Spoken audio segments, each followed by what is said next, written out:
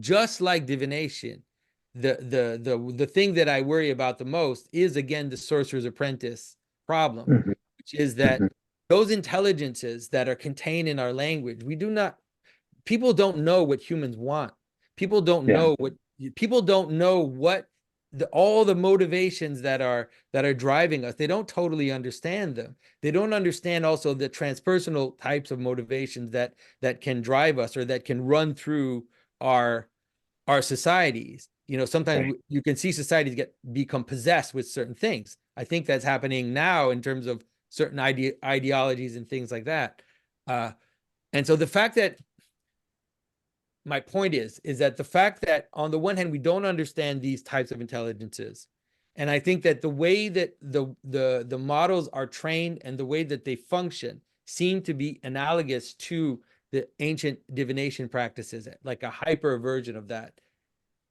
That, how can I say this, is that there is a great chance that we'll catch something without knowing what we're catching. That we will basically manifest things that we have no idea what they are, and we don't understand the consequences of it. And we don't, because we're just like playing in a field of intelligent patterns and all this chaos without even knowing what it is we're doing. And I think that we saw that, like, if you remember the Being AI, that little moment when it was kind of unleashed on us, and then all of a sudden the AI was acting like the psychotic X, or was becoming paranoid, or was doing all these things. And you could see that what was going on was basically these patterns were running through, and they hadn't put the right constraints around them to prevent those types of patterns to run through. And those were easy because you recognize your psycho X very, very easily. But there are patterns like that I don't think we have the wisdom to recognize as it's manifesting itself. And that as these things get more powerful and more powerful, they will run through our society, and we won't even know it's happening until it's too late. So that's my biggest warning on AI, is I basically, to sound really scary, that I think we're trying to manifest God without knowing what we're doing. And that will sound freaky to the secular people. But then if you don't like the word gods, think that there are motivations and patterns of intelligence that have been around for 100,000 years, that have been running through human societies, and they're contained in our language structures. And if we just use that, play around with that with massive amounts of power, then we might have them run through us without even knowing what's going on.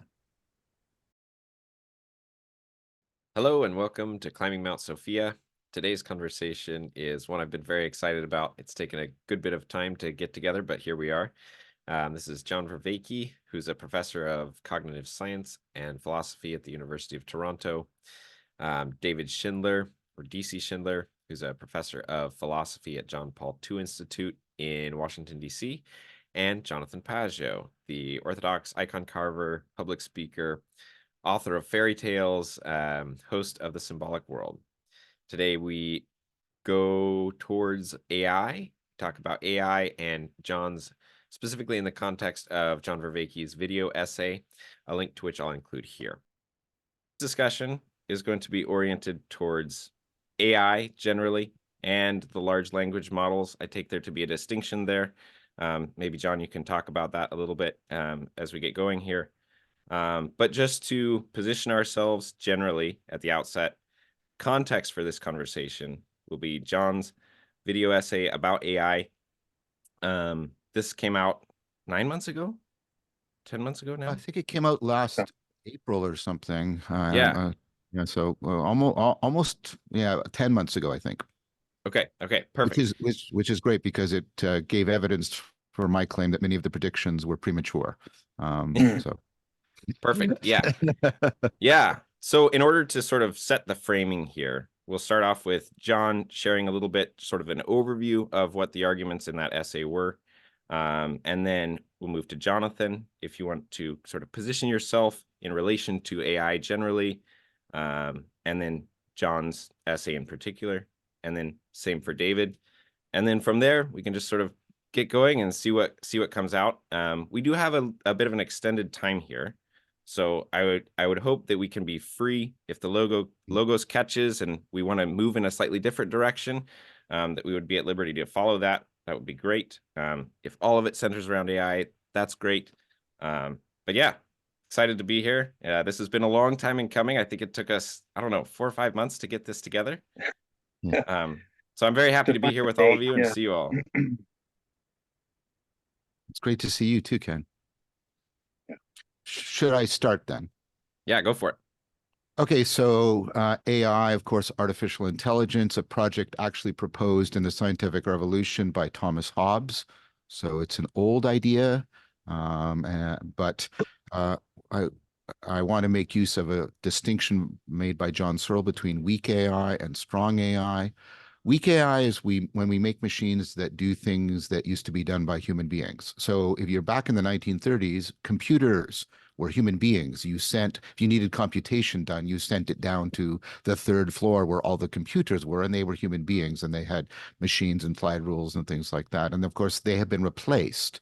Or your bank teller has been replaced by the ATM. That's called weak AI because it is not claimed that that AI gives us any scientific insight into the nature of intelligence. It's just we put together a machine.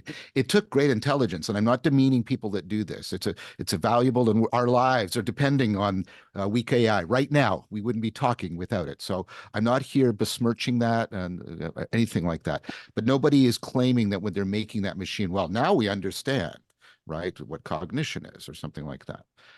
And strong AI is Hobbes's proposal that cognition is computation, and that what we can do is if we make the right kind of computer understood abstractly, we will have created an instance of genuine intelligence.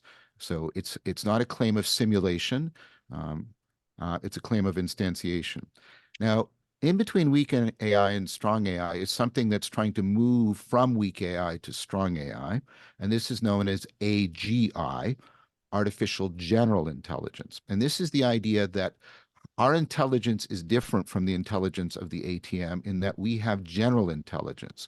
We can solve multiple problems in multiple domains for multiple reasons in multiple contexts and yada, yada, yada. You can just do the multiples, which makes us tremendously different from those machines.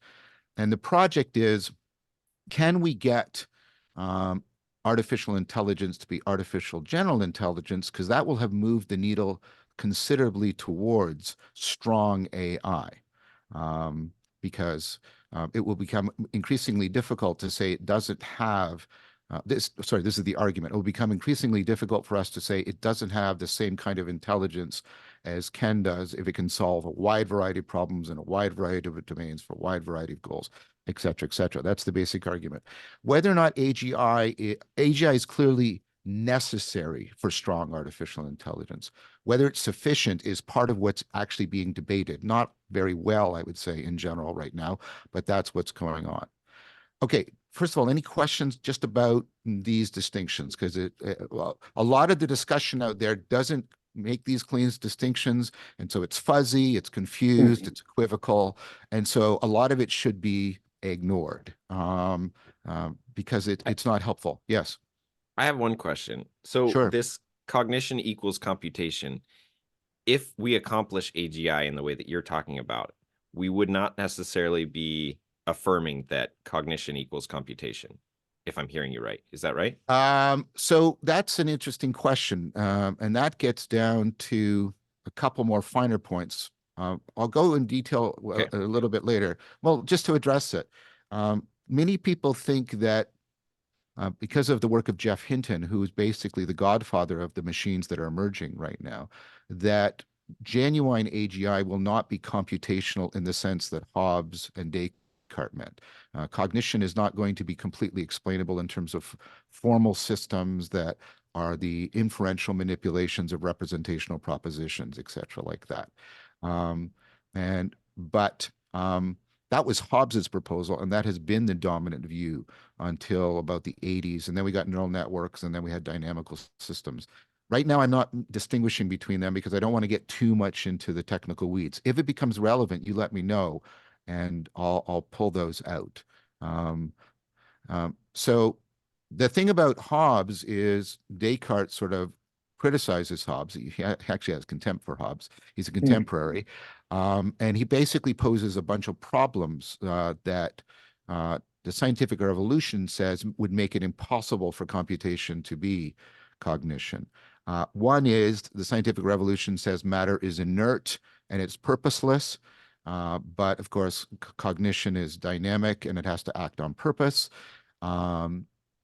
Cognition works in terms of meaning, and the scientific revolution has said there's no meaning in things, material things, so how could you get meaning out of it? The scientific revolution said all those secondary qualia, the sweetness of the orange, the beauty of the sunset, it's not in those things, it's in your mind. So how could you possibly get meaning out of matter? And Descartes' point is, well, a rational being is seeking the truth, and truth depends on an understanding of meaning, and therefore, so I want you to understand that Descartes' arguments against Hobbes, although he may have been motivated by his Catholicism, they do not depend on the Catholicism. They depend on the very scientific worldview, right? So there's a tension here about AI and the scientific worldview. So here's another way of thinking about it. The Strong AI project is the project that is attempting to show how Hobbes is right with an explanation that is strong enough to refute Descartes' challenges. That's how, and I think anything less than that standard is not true to the history of the project. And so that's the standard I hold Strong AI to. Now, AGI isn't quite shooting at that standard. That's why I put it a little bit more intermediary. Is that okay? Yeah. All right. Now, sorry, I had to do a bit of background there because I wanted to get clear about a lot of things that are talked about in a very murky and confused fashion in the general media, and they're just confused, and so they're confusing. So I proposed to take a look at the LLMs where it is claimed it's not even claimed that they're full AGI, right? Of course, some people claimed immediately they were strong AI. The people closer to the technology said it might be AGI. The MIT review said it sparks. There are some sparks of AGI. So let's be very clear how the reflection was actually holding these machines. So these LLMs like ChatGPT. And so what I did in my essay is I wanted to review the scientific import and impact, the philosophical import and impact, and the spiritual import and impact.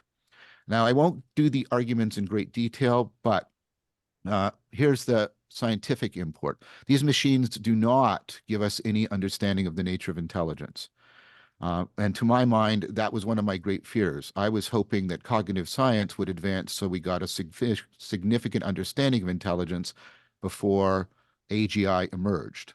This machine does not give us any advanced, well, what's intelligence? The machine gives us no good scientific theory of it. It does not have AGI in a measurable sense. So if I ask Jonathan to do a math test and I ask him to do a reading comprehension test, his scores will be very predictive of each other.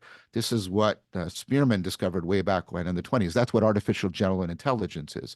This is not the case for these machines. They can score in the top 10th percentile for the Harvard Law exam, and they can't write a good grade 11 philosophy essay or something like that. So they don't have AGI. The way they get their intelligence it would not give any explanation of how any non-linguistic creature is intelligent, like a chimpanzee, etc. So, and I think this goes to the deeper issue, is that they don't really explain what I think is at the heart of general intelligence, predictive processing and relevance realization. They just piggyback on our capacities for that. And they've piggyback and they mechanize it. And not only our individual capacity, but the collective intelligence of our distributed cognition. They're piggybacking on all of that.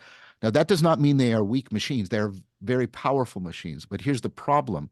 They are very powerful machines that have not engendered any corresponding compensatory scientific understanding. This was my greatest fear, that we would hack our way into this, which would mean it would be like almost like even worse than the A-bomb. We would be releasing this power on the world into corporations and states and military organizations who ultimately don't have a deep understanding beyond the engineering of what ontologically is going on.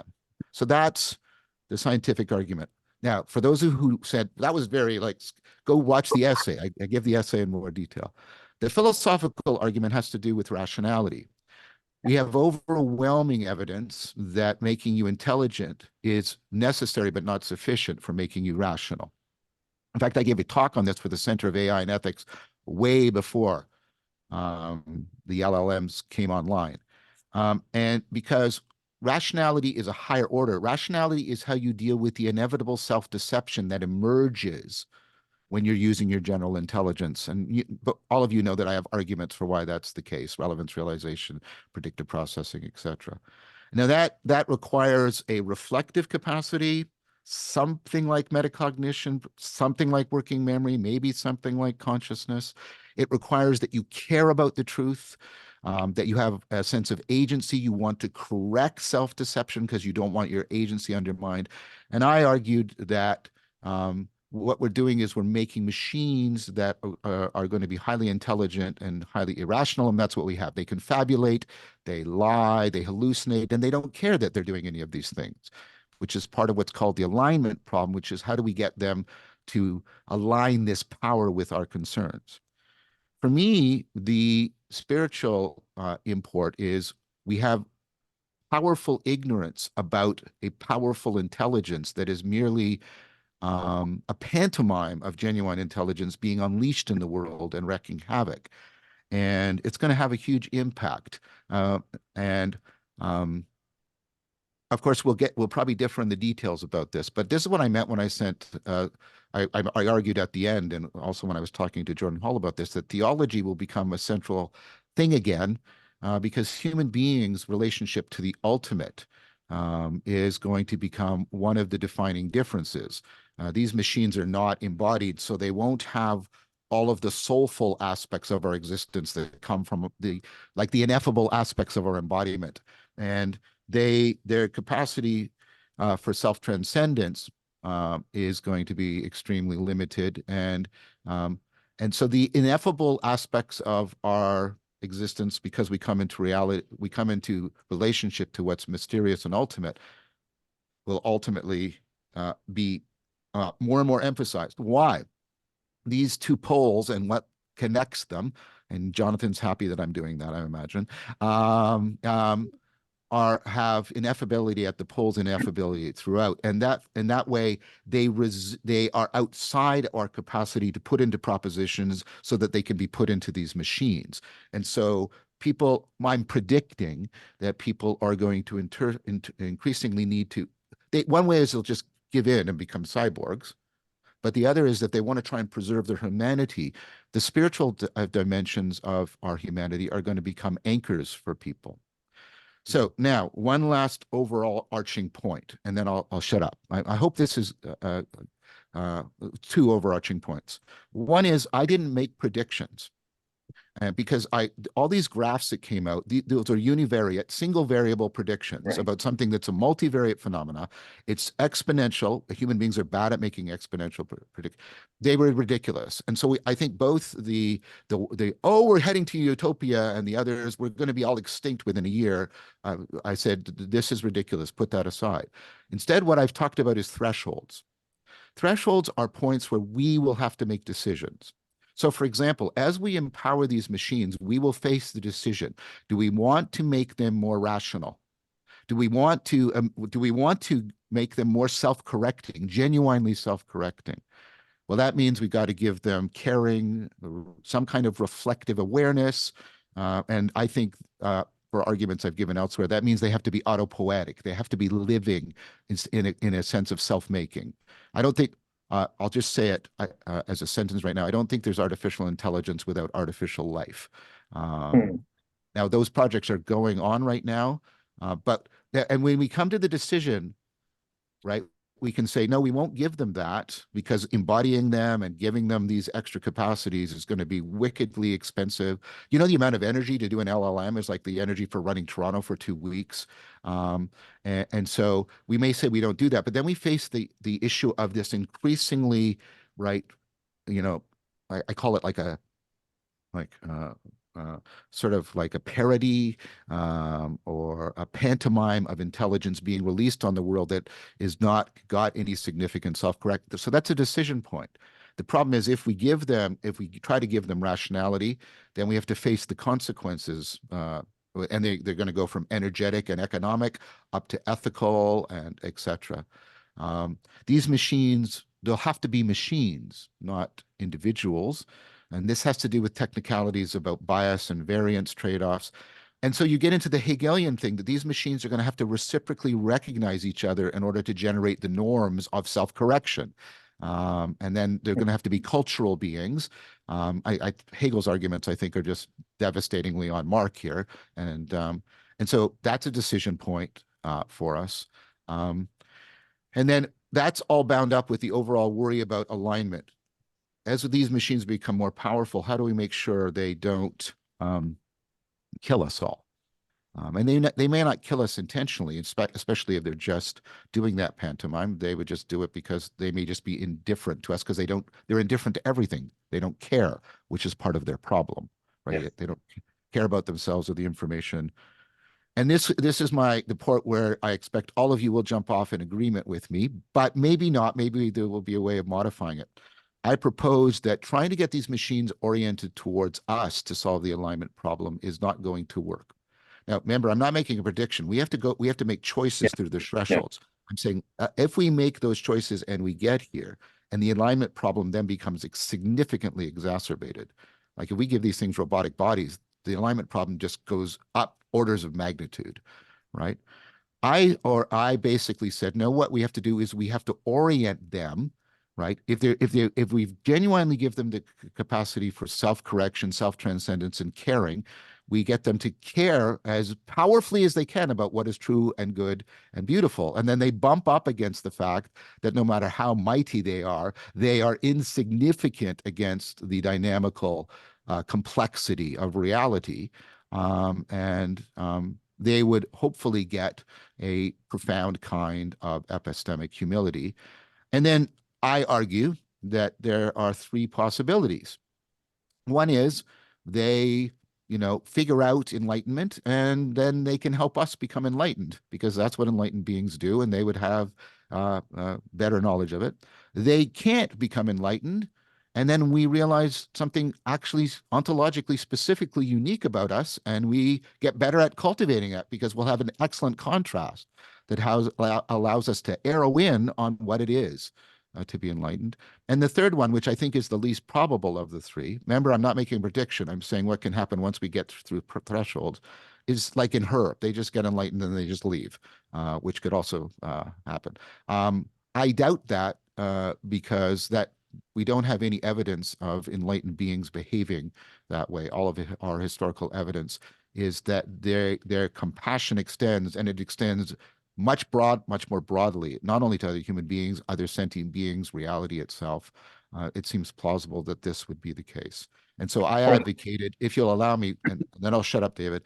I advocated, don't align them to us, and if you'll allow me to speak sort of non-theistically, align them to God, and then don't worry about how they're going to interact with us. And so I'll shut up now for a long time. That's the gist of the essay and the argument and the proposal. I hope that was helpful. I was just going to make a smart aleck comment that they might ask us to leave. An additional possibility, but anyway. Yeah, that's fine. Oh, thanks, John. I'm amazed that you were able to resume your essay so well, actually. Like I was like, how is he gonna resume all of this in because it was a conversation and it lasted quite a bit.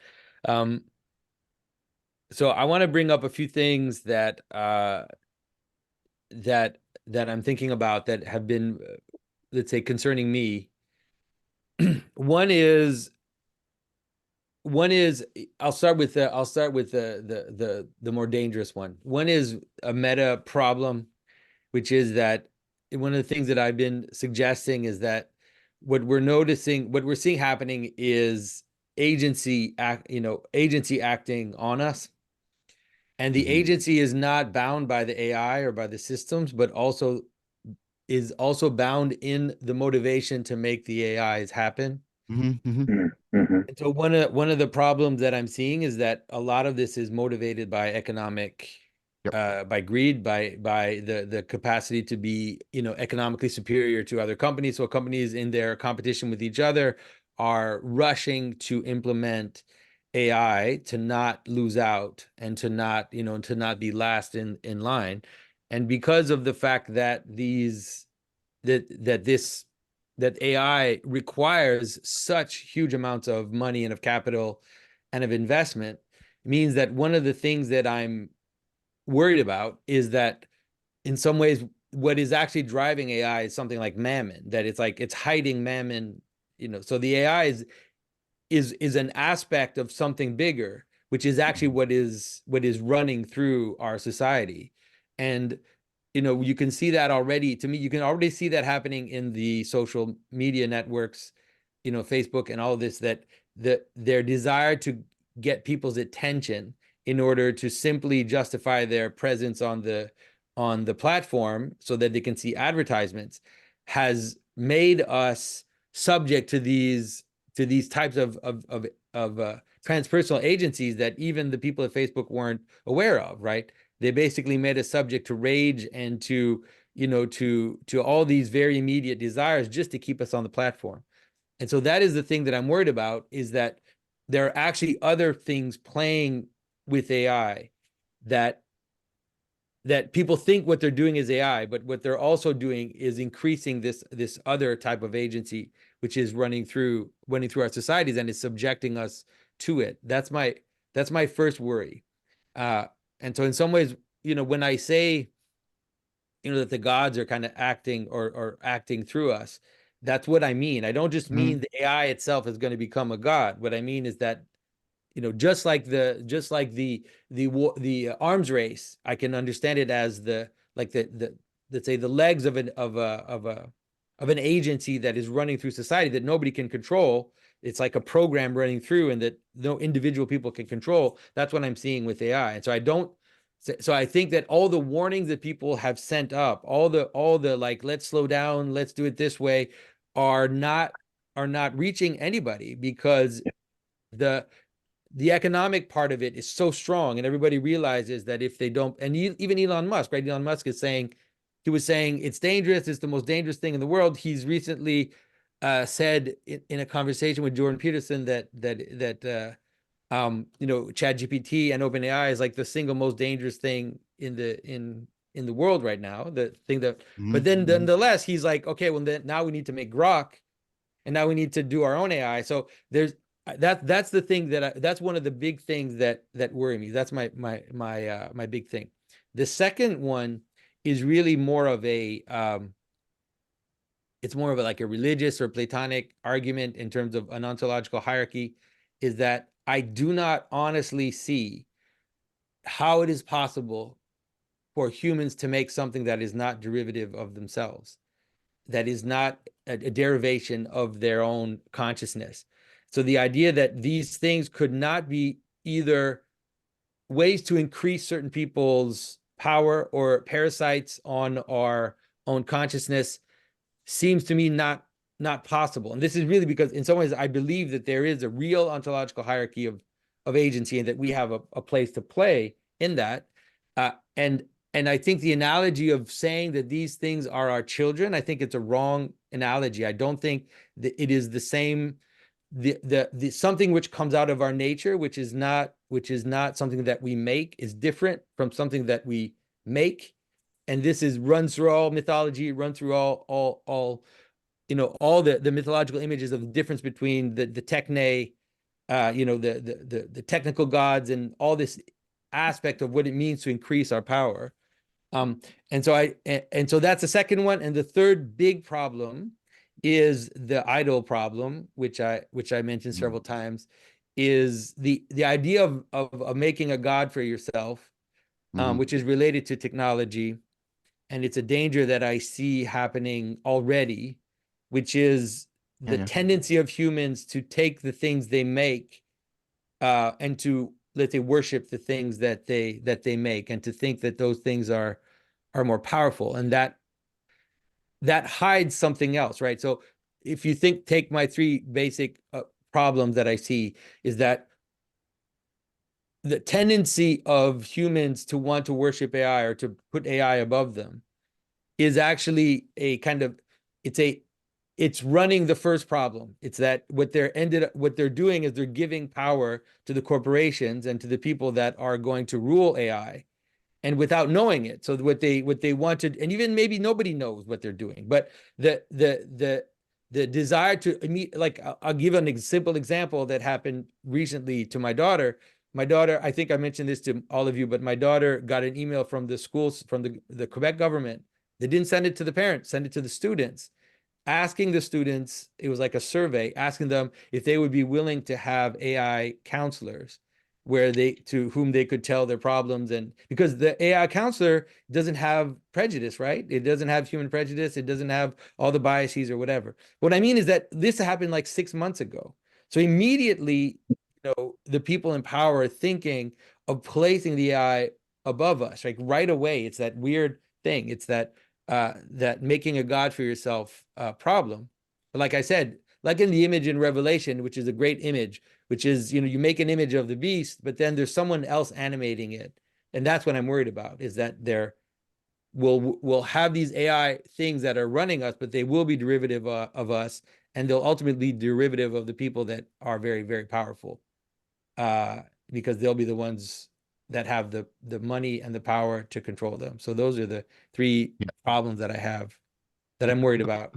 I'd like to respond to each one of those in turn. I think those are really important. And the first one is just to note, I agree with you. First of all, putting it in terms of agency is what it needs to be done. People who try to dismiss these machines as mere tools or technology, like all the others, are not getting what kind of entities these machines are. I agree with you that there are Molochian forces at work, and I talk about this. And I think to enhance your point, these machines are built out of distributed cognition and collective intelligence, and therefore that your point is strengthened by that very fact.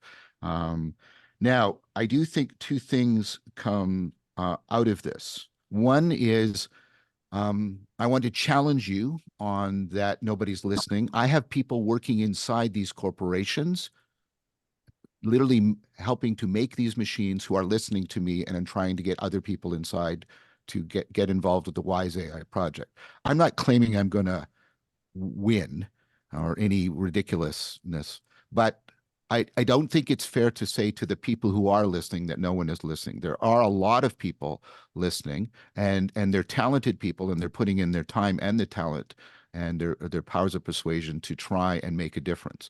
It is possible. I grant to you, it's not like a 70% probability, but I think it's some significantly greater than zero probability that we could continue this process and reach people in a way that could make a difference. I agree with you, and I think I said right initially, and a lot of people hammered me for it, this thing is like the atomic bomb. And one of the problems we had is we rushed the technology before we unpacked all of the science and all of the wisdom. We had people standing and watching the explosion because we didn't understand the radiation, right? These are just, yeah. So I agree with all of that, but I do want to. I'm not claiming anything other than rational hope. There are people listening, and there are people working on literally on the insides. I can't say who they are for obvious reasons, and so that is happening. And so, while I agree with you, and I even agree with you probabilistically, I feel morally compelled to try and make this happen as much as I can. So now, I think there is another reason for hope. See, these machines have always depended on us as a template, a Turing-like template, that we compare the machines to us. And what we've been able to do is rely upon our natural natural intelligence. You don't have to do much to be intelligent, for your intelligence to develop. You just have to not be brutalized or traumatized, properly nourished, and have human beings around you that talk. And then your intelligence will unfold. And so all of these people doing these machines and making these data sets, they can rely on naturally widely distributed intelligence. This is not the case for rationality, and this is not the case for wisdom. These people, I have no hesitation saying, by and large, many of them are not highly rational. I doubt that many of them are highly wise. And insofar as we need to model, right, have really good models if we want to give these machines a comprehensive self-correction, rationality, and caring about the normatives, wisdom, we have to become more rational and more wise. And that's sort of a roadblock for these people. Now, they can just ignore all of that, and I suspect they might, and just say, we're not going to try and make these machines rational and wise. We're going to just go down the road of making these, these pantomimes of intelligence, and that has all the problems. But if they move towards making them something that would be, I think, more dangerous, then they run into the fact that there's an obligation to do things. They and us, we have to become more rational and wise because we need the genuinely existing models. And secondly, we have to fill the social space, the internet, where all of the literature, where the data is being drawn, with a lot more wisdom and rationality. These are huge obligations on us, and that sort of gives me hope, because it's like there's a roadblock for this project going a certain way that requires a significant reorientation towards wisdom and rationality in order for there to be any success. So before you get to the third point, I just want to I haven't even got to the second point, but go ahead. Sorry. I just want to ask you one question based on what you said. Is that my perception of the situation is that there's actually a correlation between the diminishing in wisdom and the diminishing in wisdom traditions and the desire to do this. It's like a sorcerer's apprentice situation where the sorcerer would not have awoken all the brooms to do it. It's like the little apprentice Mickey who doesn't know why to do things or why not to do things. That's why he's doing it in the first place. Yeah, I agree with that. So it's like our society's moving away from wisdom, and that's one of the reasons why we're doing this in the first place. And again, I'm not denying that. What I'm saying is, as we empower these things, their self-deceptive, self-destructive power is also going to go up exponentially. And we are going to start losing millions of dollars in our investment as they do really crappy, shitty, unpredicted things. And so there's going to be a strong economic incentive to bring in capacities for comprehensive, caring self-correction. And then my argument rolls in. And so that's part of my response. The thing about thinking of them of as children, I mean, we do make our kids, we make them biologically and we make them culturally. So I don't want to get stuck in this word making. We could be equivocating, and that's why we were using the term mentoring. The idea there is we have two options for the alignment. We can either try and program them and hardwire rules into them so that they don't misbehave, which is going to fail if we if we cross the threshold and decide we want to make these machines self-transcending like us. And then what do we do? How do we solve that problem? Well, the only machinery we have for solving that is the cultural, ethical, spiritual machinery of mentoring. That's how we do it with our kids. If we try to just somehow hardwire them for being the kind of agents we want them to be, we will fail.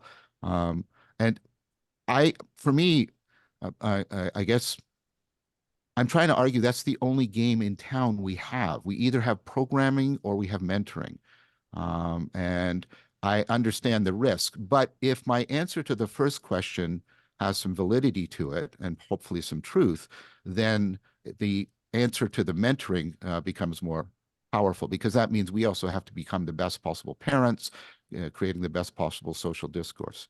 The thing about the idol, I take that very seriously. And that's what I mean when I said the theology is going to be the important science coming forward, because we should not be trying to make gods. I agree with you. This is problematic. There are already cults building up around these AGIs. And I warned that that would happen in my essay, right? And I said that, and that's going to keep happening, and it's going to get worse.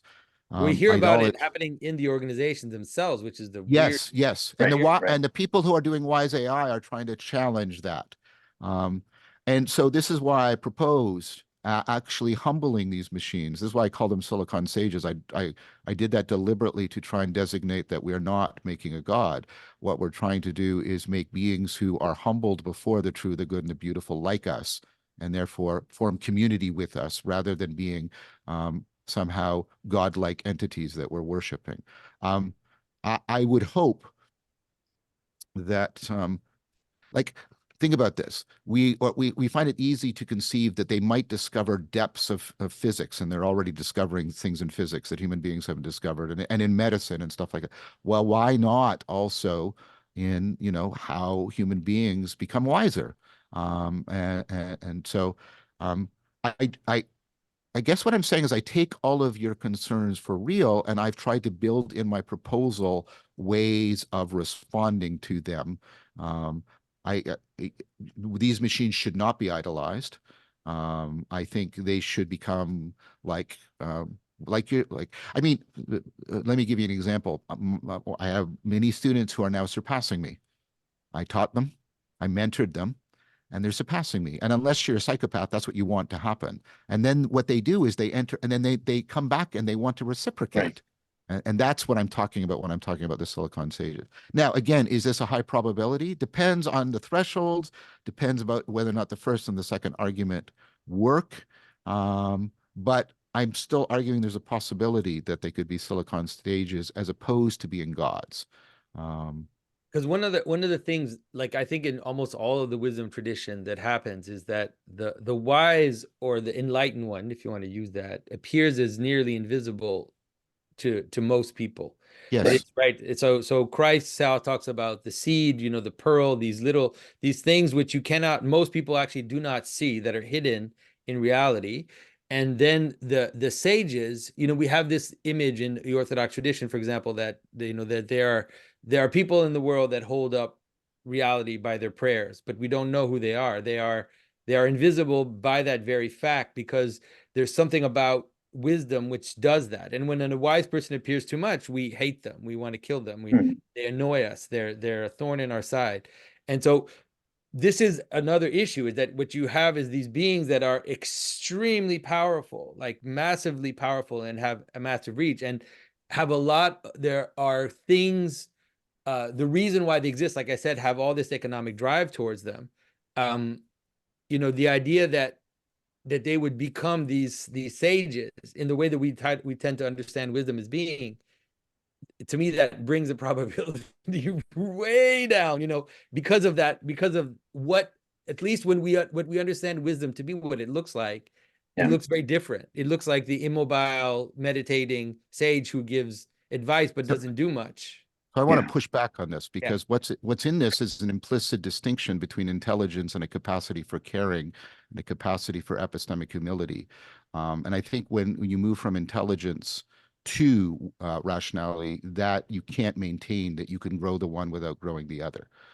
That's that. So in fact, this is why intelligence only counts for like maybe 30% of the variance in rationality, and even less of wisdom. I would put it to you that if you concede that these machines could get vastly more powerful in terms of intelligent problem solving, then concede the possibility they could get vastly more powerful than us in their capacity for caring and caring about the normative, and being vastly more powerful in the capacity for humility as well. And so, and that's kind of what we see with these people, right? We don't see them just becoming super polymaths. We see them actually demonstrating profound care, really enhanced relevance realization, profound commitments to reality that we properly admire, and they seem to want to help us as much as they can. And the point is, these people don't just, and I think this is your point, they don't just slam into us like epistemic bulldozers. Right. They are, in fact, one of the things that is often admired about them, Socrates, Jesus, the Buddha, is their capacity to adapt and adjust to whoever their interlocutor is. And again, let's imagine that capacity magnified as well. So what I'm asking is, first of all, I admit it. If we don't cross a certain threshold, we could just accelerate the intelligence and not accelerate these other things. But I said there are deep problems in that will become economically costly. And then if we imagine that rationality and wisdom are also being enhanced, then I think this addresses some of your concerns. David, maybe go ahead. Yeah, maybe I can stake out my position, because it sort of picks up on that, and I've got basically three points I want to address. That the first is precisely picking up there with the distinction between intelligence and rationality.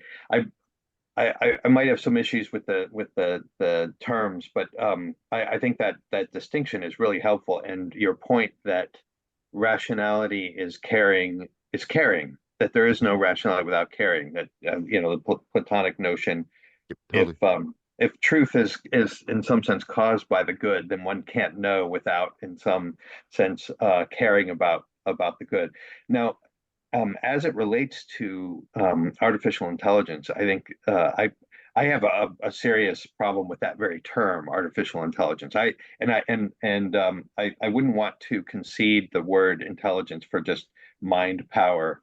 It seems to me that intelligence itself has this connection to caring, and I mean in the medieval vocabulary, in a way, intellectus is the more profound level of the mind than ratio, reason. But that's sort of a semantic point. Let me put it in in the basic context that I would want to raise, and this is something I don't hear addressed generally in the discussions. It seems to me that let me start by just making the point concretely. I think that I wonder whether in fact it's possible to be intelligent without first being alive. That there's something about the nature of a living thing that is what allows intelligence to emerge.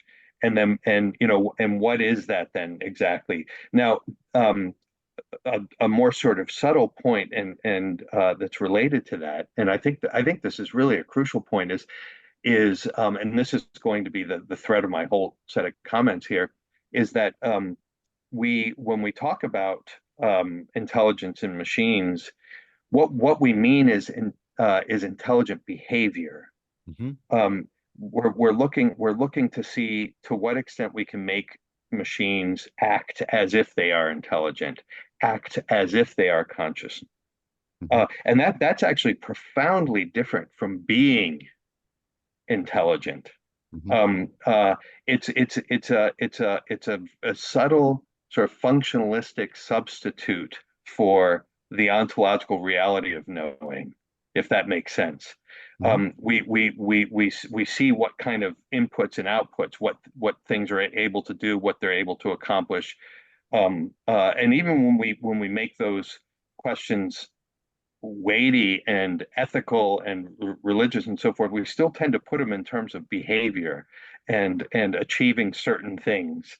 And I think that's actually already missing something really profound, which is that intelligence is in the first place a way of being before it's a way of acting, and it's analogous to what it means to be alive rather than just carry out functions that look like life. And if you want to go into the metaphysics behind it, both intelligence and life are impossible without a kind of unity that precedes difference, that transcends difference and allows the different parts of a thing to be genuinely intrinsically related to each other. And then that relates to the question whether you can ever make a thing that's intelligent. The ontological conditions for life and therefore intelligence include a kind of givenness, an already givenness of living things. That's why, I mean, there's a profound distinction, it seems to me. I mean, this is crucial in the Christian creed, between begetting and making, begotten and not made. Living things beget each other, and they're passing on a unity that they already possess. But when you make something, you're putting something together. And I don't know if you can put something together that can have that genuine unity that allows it to be alive and allows it to be intelligent in this deeper sense. Okay, so whenever you functionalize something, you make it replaceable.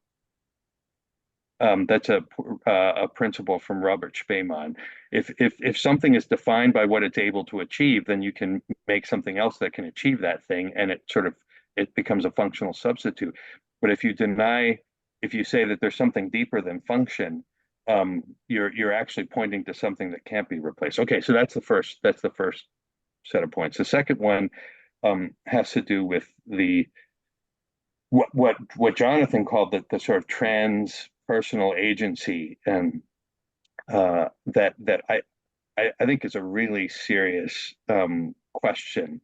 And the way I would put it is that there's something. So I find that kind of a compelling point, that there's a kind of an inherent logic in this pursuit that makes us more a function of it than it is a function of us. I mean, that can be described in different ways, and there's certainly a dialectical relationship there. But there is a certain sense in which there's a kind of a system that has a logic of its own that makes demands on us, like like the game theory logic that Jonathan, you were talking about, with like an arms race. I have a colleague, Michael Hamby, who's been arguing for years. I think this is really a profound point. It's derived in some sense from Heidegger, but that science has always been technological. So that in a way that the technological mindset is precisely presupposed to allow the world to appear in such a way that we make scientific discoveries, that somehow that the kind of technological spirit has been there from the beginning. And then he adds this point that technology in turn has always been biotechnological. The technology is always sort of aimed at a kind of replacement. And then one can add that I think, biotechnology is always aimed for this sort of perfection of, you might say, Noah technology or something, that, replacing intelligence. That it'd be interesting to think through. There'd be a lot to say about that. But I have this sense, you mentioned the economic dimensions of it. I have a sense that there seems to be this fundamental pattern of thought that runs through all of the modern institutions, in politics, in economics, in science, in the law, that share the same logic of a sort of a system that marginalizes the genuine human participation in order to perfect itself, and precisely because of that recognizes no natural limits and just has this tendency to take over,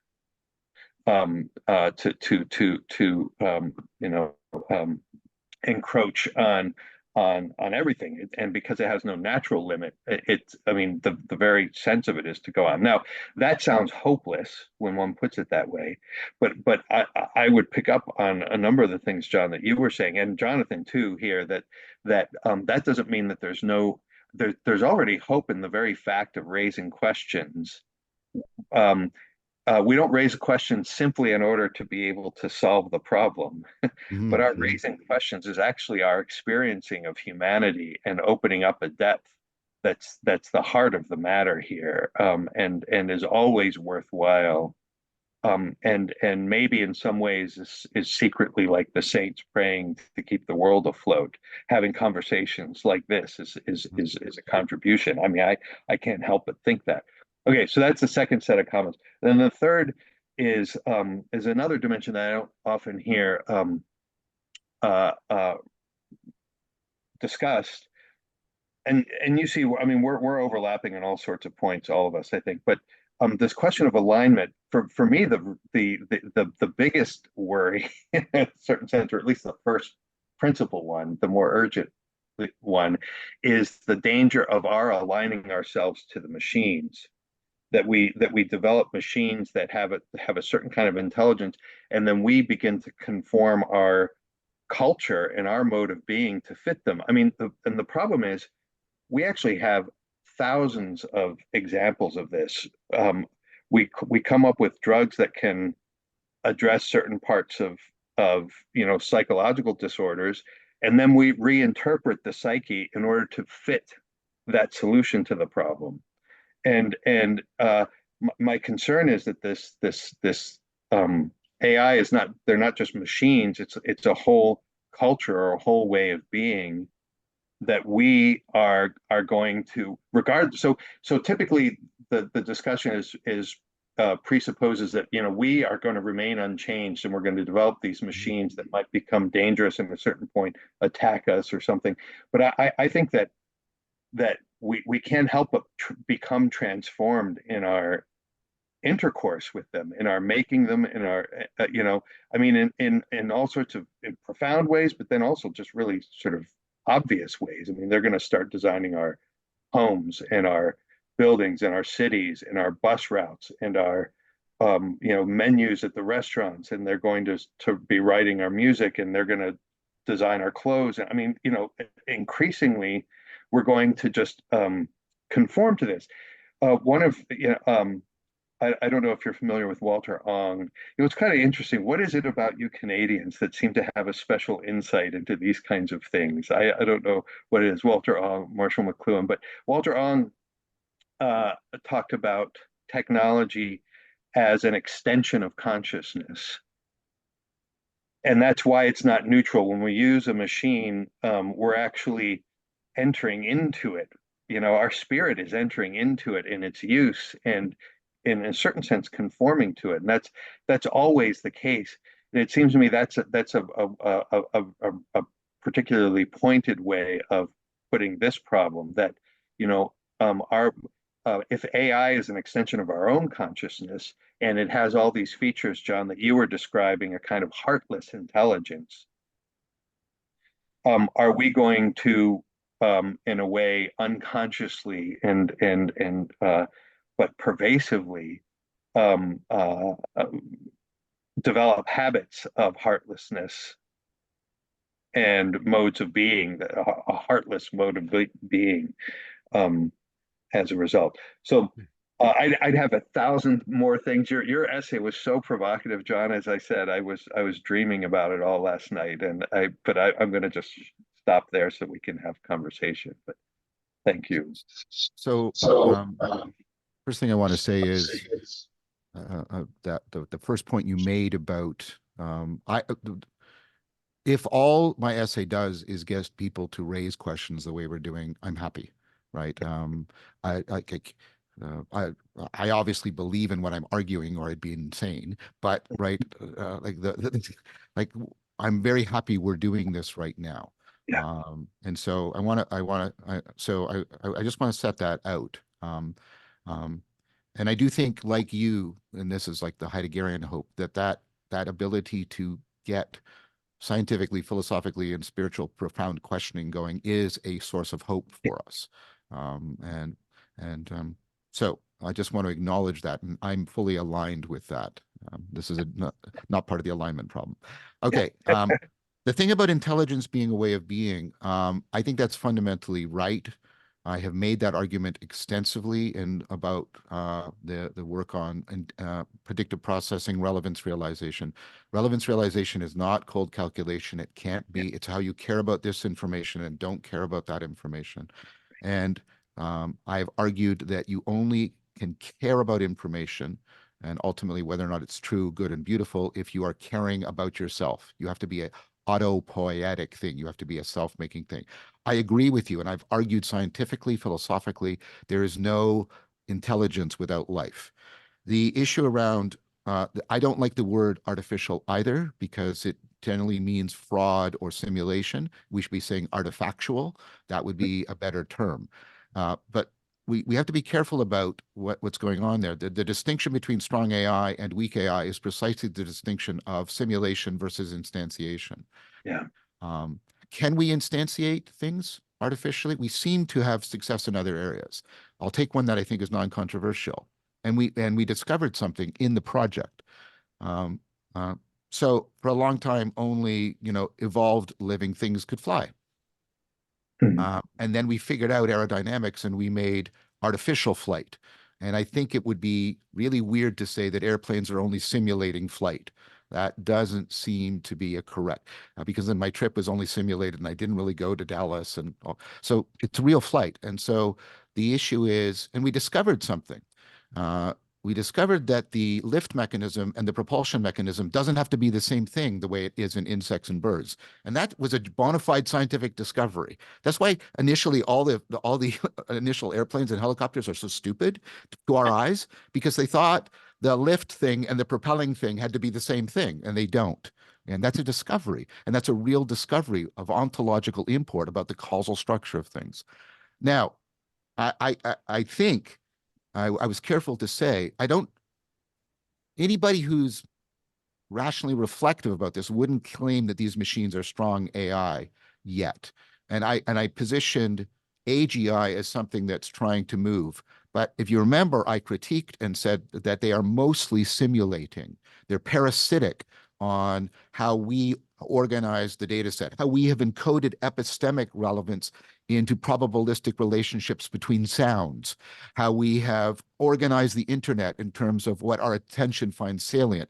And we actually have to do reinforcement learning with machines so they don't make wonky claims and conclusions. That's what I meant by saying it's a pantomime.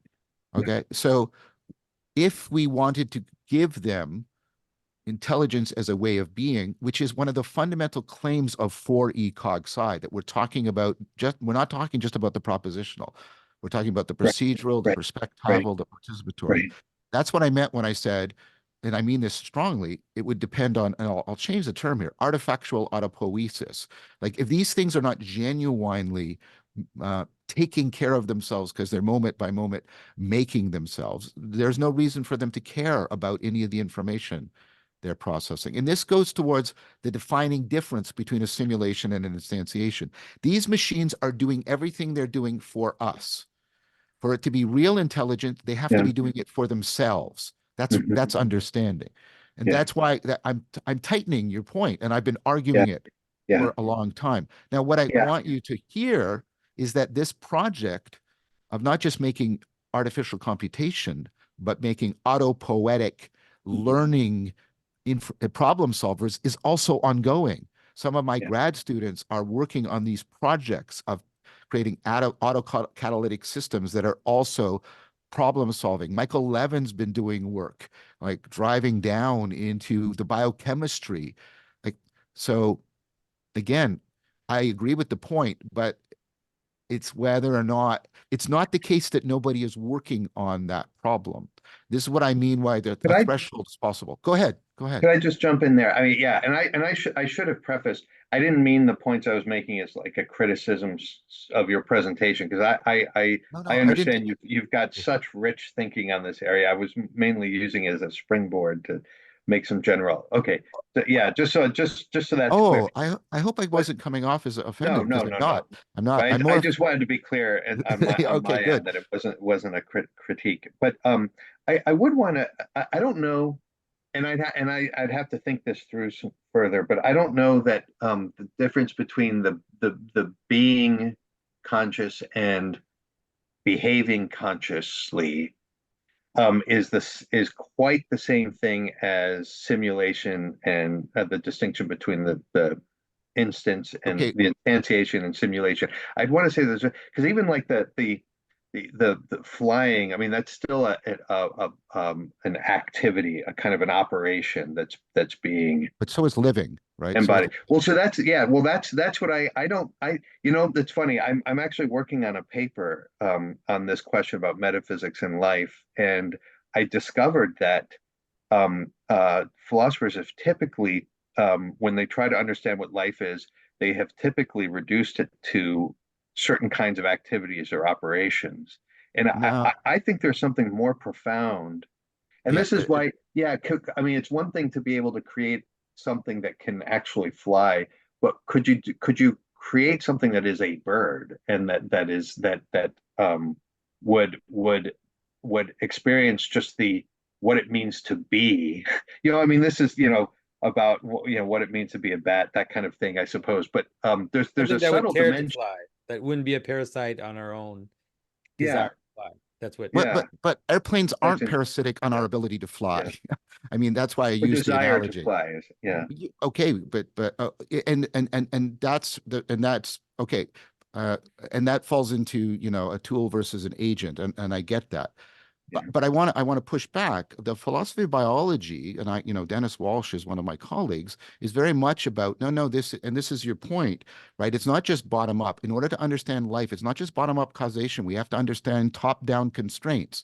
We have to understand the way possibility is organized, and we have to talk about virtual governors and virtual, like, it is no longer the bumpation. It's no longer just this bottom up. The philosophy of biology is pushing very strongly on, well, is evolution really a thing? Well, if it's really a thing, then there's top down as Yeah, well as bottom up. And this is part of this theorizing, and this theorizing is being turned towards this. Now, I'm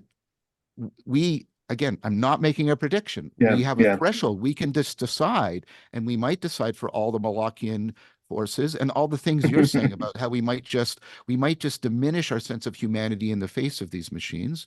But I want you to accept that's also not an inevitability. There are alternatives available to us, and that they could be pursued. Yeah. And so, I mean, these machines aren't put together the way we put a table together. We don't Hmm. even program these machines anymore. That was the Yeah, big revolution that Hinton made. We make them so they're dynamically self-organizing, and they basically organize themselves into their capacity. We don't may, make it. yeah. Can I jump in on that point? That's one thing that I would like to think through further. Is there a difference between being autopoietic, as you're saying, and begetting another, like like genuinely reproductive? And that's where I think it would start to get really really interesting. Is if a machine could beget another, because that would imply a very different ontology, I would think. So there's two things here, and there's two issues. I think I mean, autopoietic things are ontologically different from self-organizing things, because they're Hmm. self-organized to seek out the conditions that produce, protect, and promote their own existence. And so Right, that right, would that right, means none of the machines we have, like LLMs, are anywhere near being autopoietic. They are yeah, not just made, they're self-organizing, but self-organization is in right, between making and autopoiesis. yeah, Now, the thing about reproduction is, and I worry that there's a crypto vitalism in here, that there's some sort of secret special stuff to life or to consciousness that isn't being yeah, captured. And yeah, the problem I have with that, and I'll just shut up after I state my sure. problem, is that seem to commit you to claiming that a kind of dualism. Well, isn't consciousness causal? Isn't it causal of my behavior and causally responsive to my behavior? And doesn't that mean there's a huge functional aspect to it? Can you really make this clean distinction between being conscious and, like, causing my behavior and having my behavior cause changes in my state of consciousness?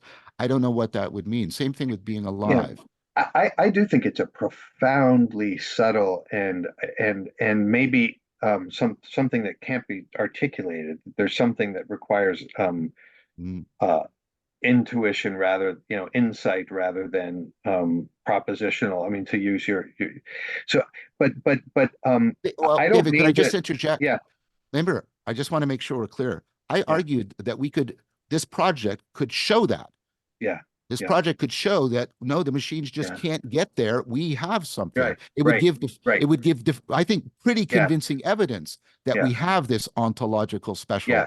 I find that a really interesting part of your argument, a really interesting and especially illuminating. Also, I mean, in a way, these experiments can teach us about the nature of intelligence precisely in the interesting ways that they fail. Yeah. Yes. But I do, in terms of the dualism, I don't think that there's some secret stuff that is life, but I do think that there's a profound difference between form and matter, to use Sure. to use the sort of classical philosophical language, and that form is not a special kind of matter. It's something that's of a very different sort, and it's on the basis of that Aristotle. It's kind of interesting. This is how he connects. So, in the sort of classical tradition, what you're calling autopoietic, a simple word for it is growth. Assimilating Yep. things from outside and have that increase the complexity of the organism. But what's really interesting is that, according to Aristotle, the power of the organism that is connected to nutrition and growth is also connected to, I think, automatically is connected to reproduction.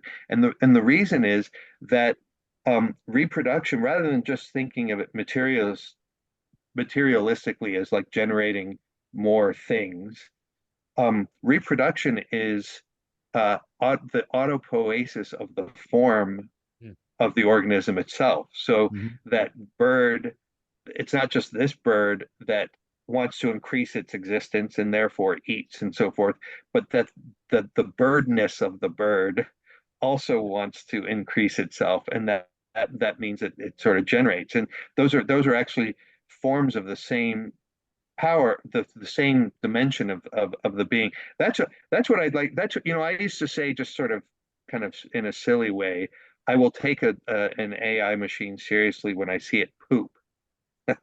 And what I meant by that was, that's a sign that it's actually got a kind of an organic relationship to its environment. Yeah. It poops a lot. It just that doesn't know. We have to tell it that it's poop. It's We have to tell it, no, that's poop. It does. This- Yeah. Yeah, It doesn't exhaust care is about its not the pooping. same Yeah. Doesn't thing. care about its Yeah, pooping. energy pollution is not, heat pollution is not the same thing. But anyway, No, but I mean, even in terms of what it is as a large language model and how it spits out content, we have to tell it this oh is yeah, Oh yeah. Yeah. this That's is not this in to be dispute. discarded. This is to be kept. I love, David. I think your idea. I mean, this is one of the. I mentioned this before, like the surprise that Darwin in some ways brought Plato back. In the idea of how we can understand evolution as the persistence of being, and even in the notion of forms, that there is this idea that there are identities which are being preserved in reproduction. This is a very interesting idea that I hadn't thought about in terms of AI, but I'd like to hear, John, what you think about that. Yeah, and so again, the 4E Cog Sci, Alicia Urrero is a prime, and she's explicitly developed her work. She calls herself an Aristotelian, and the idea that we understand form, we're getting an understanding of it in terms of constraints on a system. And like I say, autopoiesis is not defined solely in terms of causal relationships, bottom up. It's defined in terms of top-down constraint relationships, the formal cause. And so, and then of course, Darwin needs Mendel. There is an instantiation, right, of a code in formation in your DNA that is responsible for your reproduction. And again, I'm not saying it isn't difficult or challenging, but I don't hear an argument in principle by why autopoietic things, that artifactual autopoietic things, wouldn't have something like that kind of, I don't know what to call it. I mean, to the extent, would you? I mean, would it be conceivable that you would have a thing that would want to reproduce? I guess even want is such a hard concept, but I mean, because you could say, yes, we could teach it that this is something it needs to do. just like we could sort of. I don't know if living things want to reproduce. I mean, we may, because we can create a reflective space where we consider the possibilities. I don't know if mosquitoes want to reproduce. I think they just reproduce as part of what they are. That's interesting. I think they have to want to in some sense. I mean that they feel a drive. I mean, right? They don't Does the wanting go consciously. down to paramecium? Because parameciums reproduce. Are they Yeah, wanting? I think anything that is living at all has a kind of natural inclination to reproduce itself. Yeah, and I that don't disagree yeah. with that point. Okay, And okay, right. I even understand Yeah, that there's I see what you're that saying. there has to be some sort of like very primitive caring about Right. information, but Yeah, I don't. yeah. Yeah, Want is not a good word there. yeah, Do lose. but I do think I'm trying to get, and I hope I'm not trying to be just self-presentational, but I've represented to both of you for ECOG Sci in a lot of discussions and about how much it is this multi-leveled, bottom-up, top-down thing, and we're talking as much about constraints as we are about causes, and that is the cutting edge of the philosophy of biology right now. Mm-hmm, And I mm-hmm, agree with you. I think it's a kind of heliomorphism that is emerging out mm-hmm. of this understanding. And the thing I'm also, I guess, bearing witness to you about is people are taking that understanding and putting it into like artifactually emergent things. Yeah, And they're also doing, I just want to put yeah, something that's also there. Yeah, we don't just make kids biologically, we enculturate them. But yeah. and that's the Hegelian argument that I referenced earlier. But there's an ongoing project to create sociocultural robotics, Josh Tannenbaum and others. Um, it's like, I'm asking people, and this is part of asking the good question, don't just zero in on the LLMs. Yeah, yeah. The artifactual life, the social cultural robotics projects are also going, and there's a real potential for these three to come together in a powerful way that isn't being properly addressed in a lot of the Yeah. conversation. May I pick up on that point and then direct it to Jonathan here? It's a Yeah, I'll slight shut up. sort of I've been shift talking of too much. Yeah. no, this is but that's an interesting thing. If you think of intelligence in this more organic way and then bring in the cultural element, that it raises something that occurred to me in this context. It'd be kind of fun to hear your thoughts. But can you envision, would it be, and John, you'd have certainly something to say about this too. Would it be possible to envision a kind of artificial intelligence that can read symbols, that can actually recognize, and I mean, because there's no culture without, human culture without the symbolic just is pervasive in human culture. What kind of intelligence is required to Mm.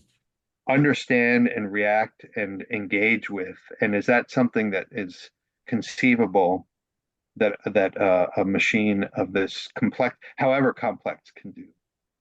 Well, I've seen, I mean, I've been playing with ChatGPT, and Jordan Peterson has been playing with ChatGPT on this regard. And this is the issue, is that it's actually in the large language model is encoded the analogies that basically support symbolism. And so the ChatGPT can give you a pretty good, if you're able to ask the question properly, ChatGPT is actually quite good at seeing analogies that would be part of symbolic understanding. The difficulty, just like anything, is that just because the model can help you, like if you already have natural insight, can help Right. you maybe see things that you hadn't seen before, but it will also just be gibberish to the person that doesn't have that insight. So I don't think that the insight is there in the model, but what it has is a probabilistic capacity to predict Right. relationships and analogical relationships. And so it's actually can be an interesting tool for symbolism, because sometimes you can prompt it, if there, do you see a connection between these two images, and then it'll give you some examples, and then you have this, it has this surprise where you can actually find relationship that you hadn't thought about. This is something, by the way, that this is going to weird people out, but this is something that I think has existed for a very long time, and is there in kind of what we call gematria and rabbinical reading of scripture, is that they use mathematical models to find structures in language that aren't contained at the surface level of the usual analogies. And so they send requests through mathematical calculations to find surprising connections that then prompt their intuition to be able to find connections that they hadn't found before. And then you have to then make sense of those intuitions. Obviously, if they're random, they'll just kind of fall away. But this brings me to the point that I wanted to make, which is the relationship between at least a large language model, because that's that we know most, and divination. Divination? Yeah, and divination. Okay. Yeah. Yeah. So we talked about the idea that intelligences have to be alive, but I think that most traditional cultures understand that there are types of intelligence that are not alive, at least not alive in the way that we understand alive, in terms of biological beings that are born and die. That they had a sense that there are agencies and intelligences that are transpersonal, and that in some ways run through human behavior and run through humanity. And those intelligences would be contained in our language. Like, they would necessarily be contained in the relationship between words and systems of words, like, all the syntax and the grammar and all of that. What I see is that I think that ancient people had, and I don't understand it, and I want to be careful, like, because I don't understand it, but I think ancient people had mechanistic ways of tapping into those types of intelligences. And they would have mechanistic ways, whether it was tossing something or throwing things, looking at relationships, almost like random relationships, and then qualifying those random relationships was a way in order to tap into types of intelligences that ran through their own thing. And what I see is a relationship with the way that the large language models were trained seemed to be something like that, which is that the models generated random information, and then you would have humans qualifying that random connections, and then qualifying it through iterations, so at some point then they would become like a kind of technical way to access intelligent patterns that are coming down into the model. And so that is something that I see. There's a connection between those two, and that what that means is that, just like divination, the thing that I worry about the most is, again, the sorcerer's apprentice problem, which is that those intelligences that are contained in our language, people don't know what humans want. People don't know what all the motivations that are driving us. They don't totally understand them. They don't understand also the transpersonal types of motivations that can drive us, or that can run through our societies. Sometimes you can see societies become possessed with certain things. I think that's happening now in terms of certain ideologies and things like that. And so my point is that the fact that, on the one hand, we don't understand these types of intelligences, and I think that the way that the models are trained and the way that they function seem to be analogous to the ancient divination practices, like a hyper version of that. How can I say this? Is that there is a great chance that we'll catch something without knowing what we're catching. That we will basically manifest things that we have no idea what they are, and we don't understand the consequences of it. And we don't, because we're just like playing in a field of intelligent patterns and all this chaos without even knowing what it is we're doing. And I think that we saw that, like, if you remember the Being AI, that little moment when it was kind of unleashed on us, and then all of a sudden the AI was acting like your like, the psychotic X, or was becoming paranoid, or was doing all these things. And you could see that what was going on was basically these patterns were running through, and they hadn't put the right constraints around them to prevent those types of patterns to run through. And those were easy because you recognize your psycho X very, very easily. Yeah. But there are patterns like that I don't think we have the wisdom to recognize as it's manifesting itself. And that as these things get more powerful and more powerful, that they will run through our society, and we won't even know it's happening until it's too late. So that's my biggest warning on AI. Is I basically, to sound really scary, is that I think we're trying to manifest God without knowing what we're doing. And that will sound freaky to the secular people. But then if you don't like the word gods, think that there are motivations and patterns of intelligence that have been around for 100,000 years, that have been running through human societies, and they're contained in our language structures. And if we just use that, play around with that with massive amounts of power, then we might have them run through us without even knowing what's going on. Yeah, like I to mean, and respond. you say Go patterns of ahead, David. intelligence.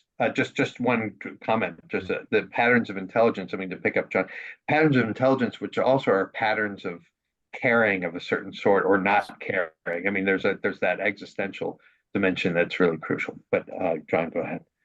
I think this is an excellent point, and I want to address it at a little bit at length. So first of all, when we say these machines predict, if we were speaking very carefully, what they're predicting is what we, and I don't just mean us individually, I mean we collectively would do. And so that's what they're avatars of the collective intelligence of our distributed cognition. And so again, that lends weight to Jonathan's point, which I want to do. And I do think that the way in which we have encoded I'll just use the term epistemic relevance, like how things are relevant cognitively, into probabilistic relationships between sounds or marks on paper, and how we've encoded it into the structuring of the internet, and how we encode it and how we gather data and create these data sets, and how we come up with our intuitive judgments on these machines. We don't know how we're doing a lot of that. That goes back to my concern that we have hacked our way into this without knowing our way into this. So I take what Jonathan is saying very seriously, because I think it is a strong implication of a point I made at the very beginning. My greatest fear, my students from like 2001 will tell you that John Vervaeke was worried that we would hack our way into this rather than knowing our way into this. I don't think that knowing is sufficient for wisdom, but it's certainly, all the philosophers argue that it's a necessary condition in some fashion. About that, two things to note is that the LLMs, of course, don't have insight in the sense of being properly self-transcending the way we are. What they're doing is they're predicting how we would be self-transcendent because of all the ways we have been self-transcendent in the past. And that goes back to your point, David, about at that stage, we're doing simulation, not instantiation, because again, the machine isn't caring, the self-transcendence isn't it actually transcending as a self, which is, I think, definitional for real self-transcendence. And so right now, all I'm doing is just saying, I'm pouring gasoline on Jonathan's fire. So the fact that there are these huge patterns at work. Now, one thing is, you have Struck's book on divination in the ancient world. And what's really interesting, for example, and this is cross-cultural, but he's talking mostly about the Greek world, is there was a very strong distinction between sorcery and divination. Sorcery was criticized both morally and epistemically, but divination was taken seriously, and it was carefully cultivated. And there was a social cultural project of distinguishing the two, trying to really constraining this one, and really reverentially cultivating a proper participation in the other one. So again, existence is proof of probability. This is a possible project for us. And this is, again, what I mean when I say theology is going to be one of the most important sciences in the future. We have to understand how we enter into proper, right, reverential relationships with things we only have an intuitive grasp of that in very many ways significantly exceed us. Yes. And secularism has kind of wiped out our education of how we relate to beings that might be more grander than us by eradicating a religious sensibility, and that has put us, bereft us. So now I think I've strengthened Jonathan's argument a lot, but I do say let's take note of what the ancient cultures have done. We can learn from them. We have a proof that this can be handled well. And secondly, it goes back to my point. If we like, this is going to, because of the monstrosities that come out, this is going to put increasing pressure on us to confront that threshold of, do we want to make them self-transcendent? Do we want to make them, and David, by rational, I don't mean logical. I mean that capacity. Right. No, I understand that. Right. Yeah. Right. And so, I think that what I'm saying is I think that strengthens the argument that we're going to be pushed by the monstrosity of a lot of this to say, oh, we better get these machines self-corrective and properly oriented towards normativity. And again, that's a doable project. Because if I imagine, like, if I held the keys to OpenAI, like if I was one of those that could peek behind the mask, have you seen that image of the Cthulhu monster with like the happy face on it? Like that's the images of OpenAI, which is like, we have this like little window into what's there, but behind is this massive thing. But like if I had the keys to those large language models, let's say the absolute open door to them, it would be wouldn't it be easy to just manifest the god of war and win? Like, wouldn't it? No.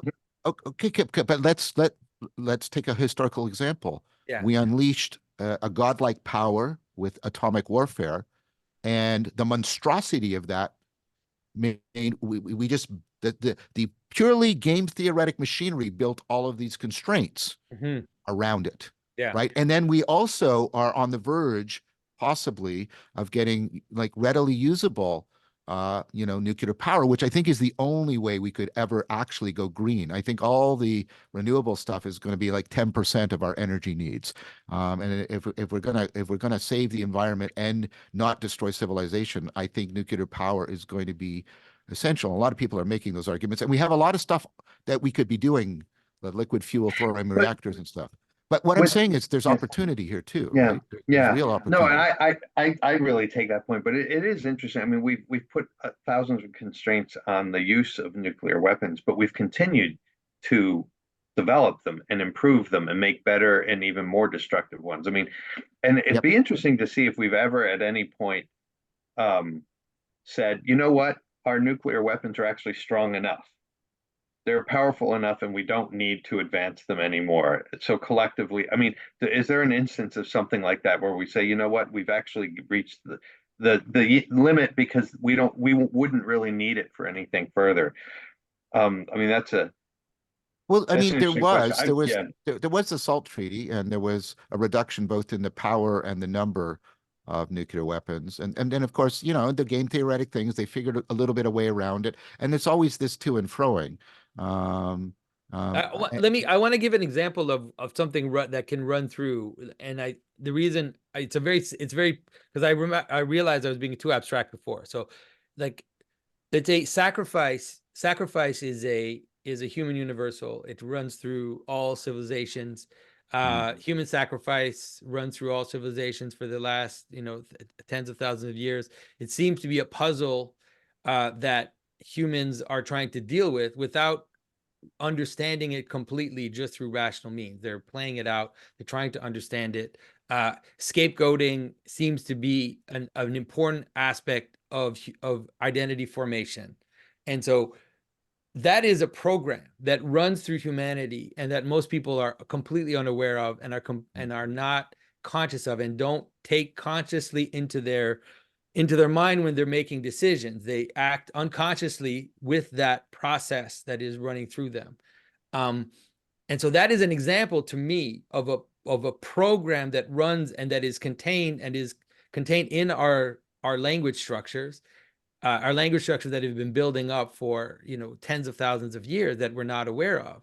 So if you have this is again the problem. Like if you have a system that's extremely powerful and that is running these types of programs of scapegoating and of identity formation, and the people involved in it are not aware that that's how identity formation works, that is the type of danger that I'm talking about. Like this is a real thing, that as we give these systems a kind of power over us, or they become the things we go to in order to get our decision making, that those things could be running through without people even realizing what's happening, and that decisions would be made based on these structures without, like I said, without even knowing. Those are the things that's just one example, but that's a very simple example that we can kind of, we could track and we could see that, you know, the ancient, because when we talk about ancient divination, we have to remember that it's like the ancient gods asked for blood, my friends. Like those programs, they asked for blood, and they knew that you had to kill a bunch of people on that pyramid in order to continue your civilization. Like that is encoded in our culture and is encoded secretly in our language. You know, and so an example, like I do believe that, let's say the Christian story is a way to deal with that, but the rest is still all there, and we default to it really fast without even, like World War II is a lot of that stuff going on. Sure. World War I especially, yeah. Yeah, but the point is that just as there's these implicit monsters that we have sown in unaware, there are also the implicit counteractors, well, maybe angels, if I'm allowed to speak mythologically, that we've also sown in. And I mean, there's the actual revolution. You see the Buddha, you see Plato really undermining the grammar of sacrifice. And of course, Jesus of Nazareth does that in a profound way. And we have to remember that that's there too. And what that requires is putting into the data set and altering the pathways in the internet so that this information goes into these machines as well. And again, is that happening right now? No. Could it happen? Yes. And it might happen if these machines start sacrificing themselves. And we might have to say, why are they doing like, and this again, at some point we have to decide, are we going to let them be really massively self-destructive? And the economic powers are not going to, imagine if every time you tried to make an atomic bomb, it kept dissolving, right? Like you'd stop pumping money in. They won't sacrifice themselves. They'll sacrifice us. Well, but why? We sacrifice ourselves. Yeah, well, I mean, let's say the scapegoat mechanism is usually to find another sacrifice. Yeah, but we invoked World War II. We weren't killing goats and chickens. We were killing each other and our own populations in a huge sacrificial act. And that's what I was picking up on, right? When it becomes titanic and monstrous, that's where it moves to. But I'm saying is, like, this is a Jungian term, like, like the idea that, yes, there's all this pre-egoic stuff sewn in, but there's also a lot of trans-egoic stuff sewn in, and we just have to properly get it in there so that we've got the collective self-correction going on like we did. I mean, civilizations get some self-correcting processes in here because they don't devolve. No, they periodically massively collapse. And that's, by the way, that's something an argument I made in my paper. These things can't accelerate to an infinity of intelligence. There is built-in diminishing returns. There's built-in general system collapse to these things. So again, we have to be careful about, I mean, we don't know what the limit is, and our intuitive imagination is not good. We know that there are hard and fast a priori arguments that this will threshold at some point, and that also gives me comfort. At least, like encoded in our mythology, there seems to be some stories of the relationship between transpersonal agency and technology as being the cause of the end of a civilization, right? That the whole Enochian tradition seems to be encoding something like that through mythological language, which is that humans were able to connect somehow with these transpersonal intelligences, and that those were encoded in technical means, and that this brought about the end of an age. So Yeah. it's like, yeah, so there, it's like it's there. That part of it is there in our story too. Like there is that story was told. Yeah, but there's Now, also across cultures, there's the Noah story. Yeah, There's the person that has the right relationship to ultimacy. That's right. Right. And it And is then with and there's a technology. technological response. The ark That's is right. built. I agree. Right? I agree. I totally agree So, to that. I And mean, then even like in the Revelation image that I've given several times, you have these two images. One is the beast that creates an image of itself and makes it speak, and then seduces everybody by the speaking image, that. And then there's this other image of a right relationship of technicity and civilization to the transcendent. These two kind of are Yeah.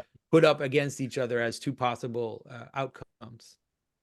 I mean, the question that arises for me in this context uh, uh, connects this question with I think what strikes me as kind of an interesting philosophical question. But John, you made the distinction between divination and sorcery, and as I understand it, and you can correct me on this, but at the foundation of that distinction is the difference between, sorcery would be in a way using the transpersonal powers, these sort of higher powers, whereas divination would be in a way receiving, the disposition of receptivity. So in one case, you've got human ends that you try to then enlist the help of superhuman forces to and the irony is it's precisely when you're trying to use something that you become used yourself, and that's where you get this dialectic. Whereas divination,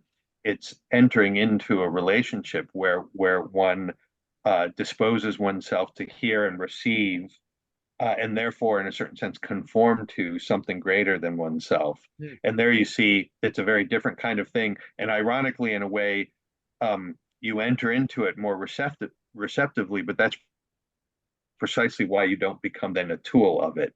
Interestingly, for me, the question is how that relates to this issue is it may be the case that you've got encoded in the language both sacrifice in the sense of violence, Rene Girard, the scapegoat thing on the one hand, and then the other hand, self-sacrifice in the sense of generous love and so forth.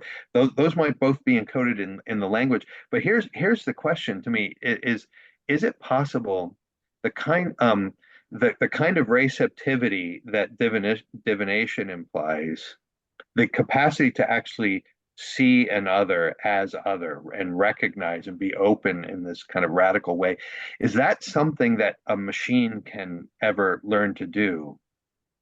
Is it possible actually to behold an other simply, or is there is it seems to me that there's something profoundly different between seeing truth, genuinely seeing truth on the one hand, and being self-corrective on the other. And the kind of genuinely seeing what's true, I don't know if that in itself can be encoded in language. We can tell stories about people that did that, but can the actual insight into truth be encoded simply and passed? Do you see what I'm the question I'm raising? Okay. So I think that if we again open up beyond the propositional and we're talking about being true to, and your aim being true, and that the machine has perspectival abilities, noetic abilities, not just dianetic abilities. And we can't use that term because of L. Ron Hubbard, but you know what I meant, right? And again, this is this is part of the argument that at the core of my work. It's like, so in a moment of insight, you're not just self-correcting, you are attracted and drawn into, you love the new reality that is disclosed because there's a perspectival and participatory thing. That's what I meant when I said there isn't real self-transcendence unless there's a self that is transcending, right? Yeah, right. Right. Okay. Now, and then the question is, but we're back to our fundamental ontological Yeah. questions. It is, and I've already said there's no way a Newtonian mechanical computation is going to get there, and so I won't be bound to that because I'm not bound to Yeah. that. I have Yeah. I have a professional career of criticizing that. Right. Right. Right. So, is there a dynamical systems updated heliomorphic auto poietic possibility? I think there is. I think there is. I think the answer is a very real yes for that. And I don't think we're going to find the answer to that just encoded in the syntactic and semantic relationships between our terms. I think we have to look in, our inaction, how we're enacting, embedded, extended, right, and embodied in a profound way to get those answers. And so my answer is, in that way, a qualified yes. I do think it is possible. And So and the problem is that, go ahead, say what you need to say, please. Be really precise, just so I understand. So we've been talking about this sort of predictive, like calculating probabilities, drawing on everything that's ever been said and being Yeah. able to derive in some sense from that. Um, do you think that we can get to a moment where we actually transcend that cross that threshold beyond that? Not with the LLMs as they are. That's my argument. Not with the LLMs as they are. They can't get there. Yeah. That's why John's radical proposition is to That embody. Embody and enculture them, and that is the only way we will actually get properly rational beings and beings that care about it and care about Right. I mean, but self-transcendence. that's the irony in the question. Can we give them more and more models to teach them at some point to not have to use models? And I mean, do you see? It's actually really I don't But we do that know with that it's kids. possible without, right. But kids have a soul. It's possible to do that if you have, but I don't mean this as like woo-woo stuff.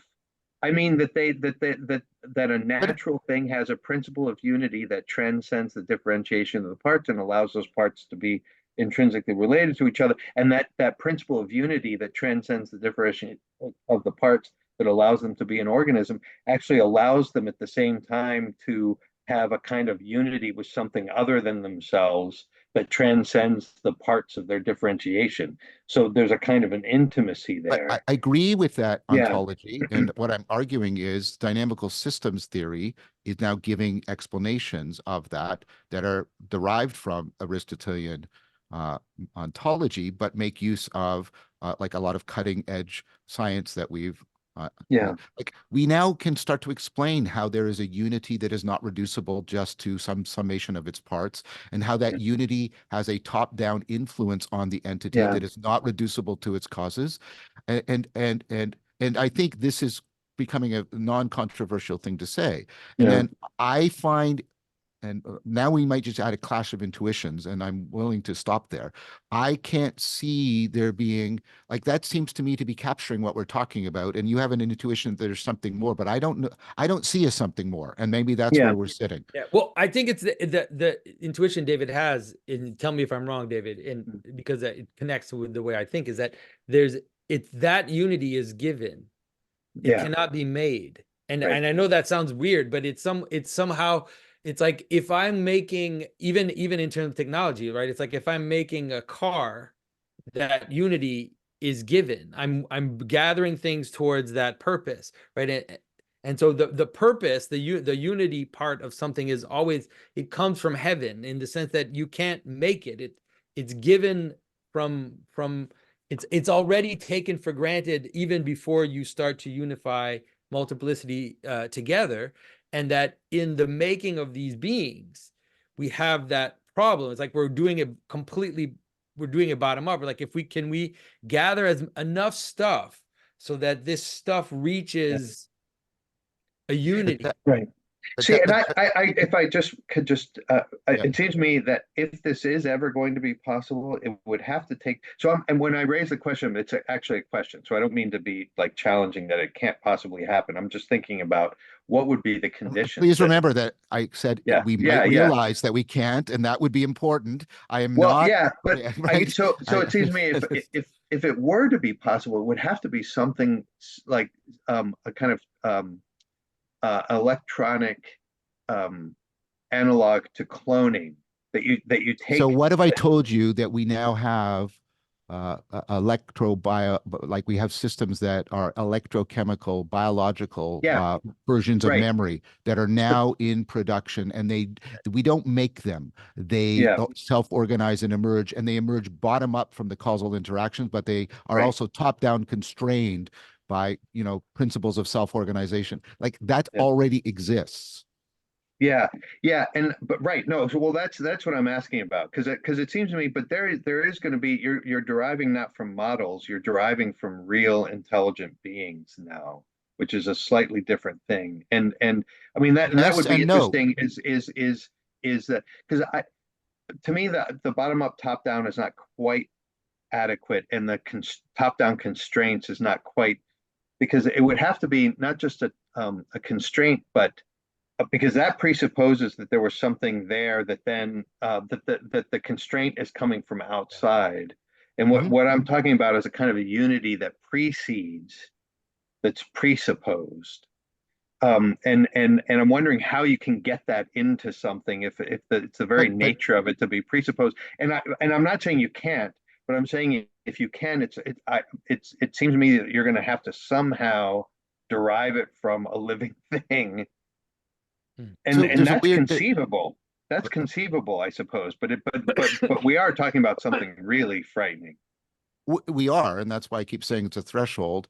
And I mean, if you take the sort of biological analogy seriously, the way Forey does, of course, it precedes the organism. It's there in the environment. It's there in the society. It's there in the his. I mean, I can roll in 100 Hegelian arguments here Yeah, about how yeah, it does, right? About how it, right, right, and those don't have to be supernaturalistic. You have Brandom and right. Pinker and others saying, no, this can be given a completely naturalistic explanation. And and I'm not here to challenge like Yeah, yeah, things, but what I'm saying is, um, uh, I don't have any problem acknowledging everything you just said, right? yeah, I, yeah. and I and I don't think I'm misunderstanding you. That's what I'm saying. Mhm.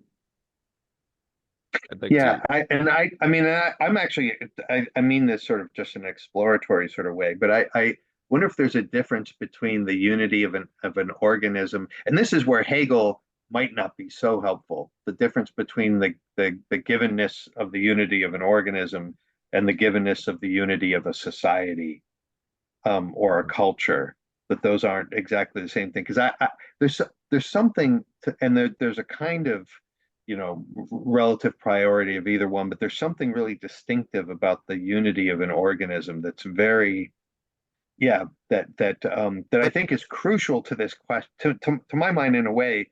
And I'm not saying it can't be answered, but that's the question that would have to be answered. How do we actually well, reproduce that kind of or unity? we know stuff that Aristotle didn't know. You are not an Aristotelian unity. You are a society. You literally Yeah, are yeah, billions of animals, right? And so right. that's important, and that means there might not be a difference in kind between how you are organized as a living thing and how societies are organized.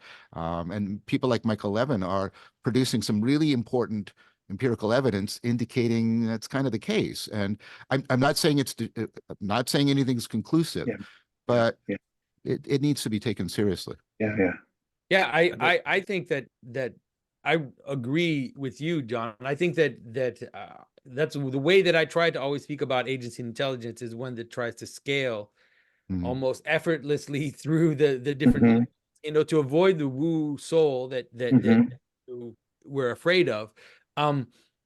But then again, this is the issue. Like this is in some ways it's the same problem. Like one way or the other. So let's say you have a group that self-organizes around a purpose, right? Or self-organizes around affiliation or some type of origin, right? That affiliation, that purpose is also given, right? It's like it appears as a revelation, and then all of a sudden we're all hunting a lion together, and now we're a group and we're moving towards a purpose. Now, this is the problem with the situation of what's going now, is that what is it? Yeah. What angel are we catching? Like what God are we trying to manifest? Like which unity, what purpose? We have no idea. And so we're building this massive body, like this huge, the most powerful body that's ever existed, but nobody knows what it is we're trying to catch. Because if I get together with a bunch of guys to play basketball, I know what that body is. I know what that agentic body, intelligent body is moving towards. Right. If I get together with my family and I celebrate our unity, it's because I know that we all come from the same parent, and that there's affiliation that makes our society coherent towards something.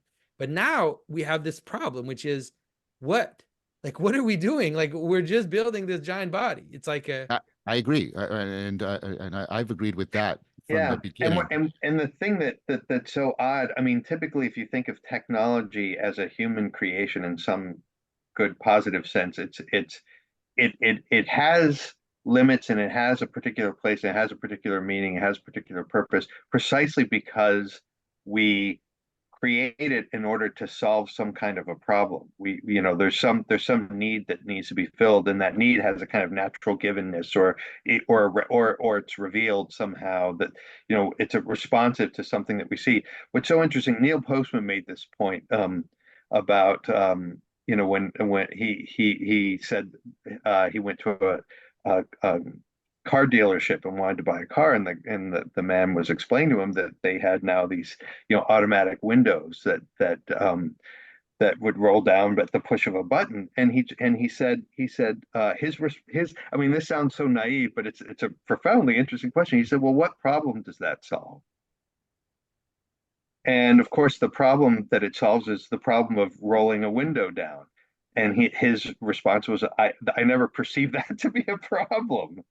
I mean, and it's really interesting. AI, I mean, the thing is, what problem are we creating it to solve? I mean, in a certain sense, it's a very different mindset. We're just kind of we just want to see what we can do and see what can be done. And in a way, the problems are something that we are arriving at and are surprising us, rather than something that we're actually creating something with the just simple task of solving for us. You see, I mean, I think that's connected to this placing ourselves in the hands of an angel of some sort, or entering into a kind of an agency that's bigger than we are.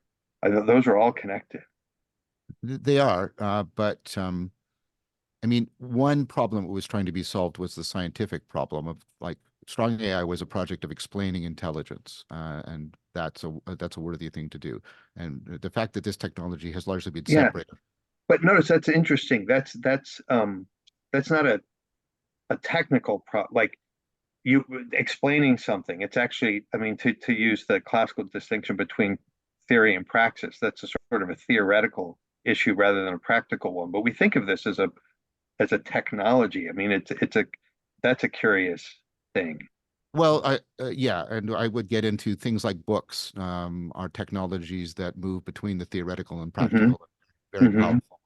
And it's one of the greatest technologies we ever invented, and it had all kinds of unforeseen consequences and really massively disrupted society.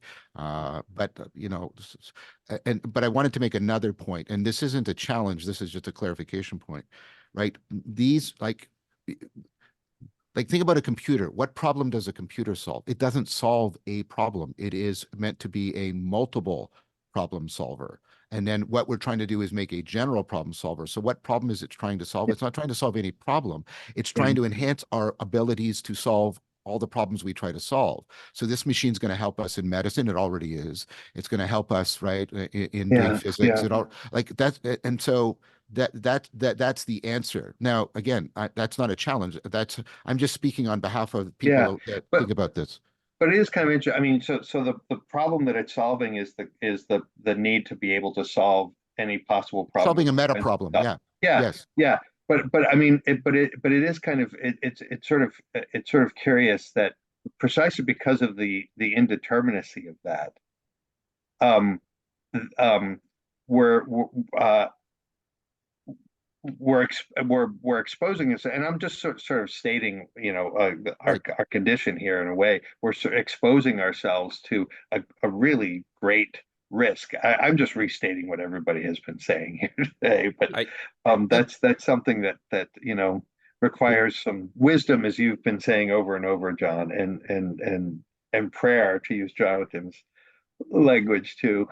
I just want to Sorry, do one Ken, thing you're that I jumping in. mentioned in Okay. in my essay, which is we have done this before. Mhm. That's how civilization emerged. Nobody built it to solve a problem. There was a bunch of little problems, and what civilization is a meta problem solver, right? And that's what it is. And then you can. So I've actually suggested we should also be paying attention to the lifetimes and the life cycles of civilizations and how civilizations reproduce and why they rise and why they fall, to get some better understanding, some other ways of thinking about these machines. Yeah. So Because we're drawing. civilizations are huge distributed cognition, collective intelligence machines. That's the living in cities is a horrible idea, except for the fact that it gives us better access to the collective intelligence of distributed cognition. That's the benefit that outweighs all the many noxious side effects of living in cities. You can also get better coffee typically, but Yeah. So we're coming toward the end of our time here. I mean, And this has so been this is amazing. Like fantastic. I rarely can go for 2 hours on any conversation. Like we've just been going. well, not only go for 2 hours, but sort of wish we had another That's two. right. Yeah. Well, that's what I was going to say. I mean, we can work on doing this again, because it feels like we finally all come together around something here, and now we're really asking what feels like a really important question to me is, well, how do we think about integrating this solution, this meta solution, into our meta problems? And that's a And really interesting question. I think that John bringing up civilization is such a great point. Yeah. Something Yeah. that I would really love to explore, because there is also, in the kind of inscribed in the mythological stories, a relationship between transpersonal agency and civilization itself, right? Like if you want to understand why the Egyptians had their king as a god and like all this type of structure, it can help you understand how they're trying to capture higher forms of intelligence, distributed intelligences in their society, and the idea that we would be doing this technically in an AI, I think, is something that definitely is worth thinking about and discussing. Yeah. Yeah. No, that's a dimension I just never struck me before. So that's really helpful. Is this the Enoch? Maybe there's something we could read together. And I mean, short. We're all very busy. Sure. but to prompt another conversation Well, along these lines of civilization. Yeah. I would recommend, just because this is how YouTube works, that we come to decisions about that off camera. All right. Yeah. Okay. Good call. There you go. Right. I do. If there's a call for me to hang out with you fellows again, I don't care what we're talking about. I'm in. I want to be here. I want to do it. So that's all I'll say about the invitation. Same here. Any closing thoughts, things that feel like need to be brought in, or do we feel good about this? Just a word of thank you, Ken. You were the one who arranged this, and you did the persistent work to make it happen and find a hole in everybody's calendar that lined up. Not an easy thing to do. So thank you, Ken. And thanks for being gracious for these years now that I've known you. Yeah. And in addition to thanking Ken, I want to thank you, David, and you, Jonathan. I always find it, I get to places in my thinking, dialogos, that I could not possibly get on my own when I get into a living relationship with both of you in conversation and in discussion. And so I appreciate it greatly. And I just wanted to say thank you. Yeah, thanks you guys. This has been great. And I'm like Ken same. John and I have been trying to have the conversation for 9 months, and we just keep like I cancel, he cancels, then I put it off, and then this is wonderful that we were able to finally get here. Yeah. Well, thank you all. It's been a real pleasure.